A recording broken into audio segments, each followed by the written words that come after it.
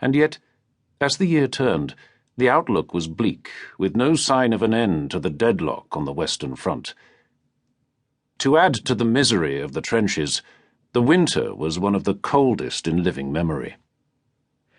We used to have to sleep in our clothes, and our boots, we used to place our top boots under our bodies because they used to be stiff in the morning. One couldn't get them on. The weather then was very, very bitter. The ground was frozen hard. The hoofs of a horse or the tread of a man's boot would linger for quite a month. And when we received our rations, the bread had to be sawn through because the ice, we could see the ice in it.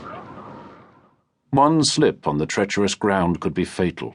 Survival a matter of chance. The bloodbath of the Somme was over. We were now to the stagnation period where we got back to trench warfare for the winter.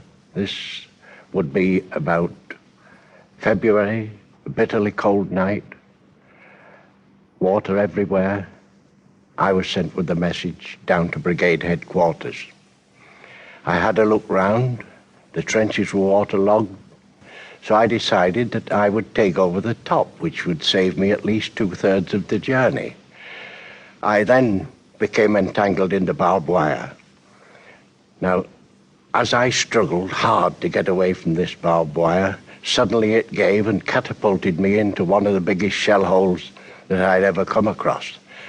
As I slid down into the bottom of the shell hole, I looked around, took my torch out, flashed it round, and to my horror, I had a German companion. That was where the terrible stink came from. I thought, heavens, am I going to spend a night with you? I knew very well that unless help came, it was impossible to get out. I reviewed the position. I thought, well, you're here, your only hope's the morning, and your only hope is to keep your head up. So I took my rifle and jammed it into the side of the shell hole as far as ever I could possibly get it to give me some support, putting my right arm through the sling of the rifle. During this period, the Germans commenced shelling the area. This I was rather pleased with because it gave me something to interest myself in. It kept me awake, it kept me alive. Well, eventually, I realized that I was going further and further and further down into this mire. I then began to despair. I thought, well, what is this? I'd sooner be killed with a shell or a bullet than to die in a bloody, filthy shell hole that's stinking like hell. From that, I remembered no more until I thought, can I be dreaming? There's footsteps. There's footsteps somewhere.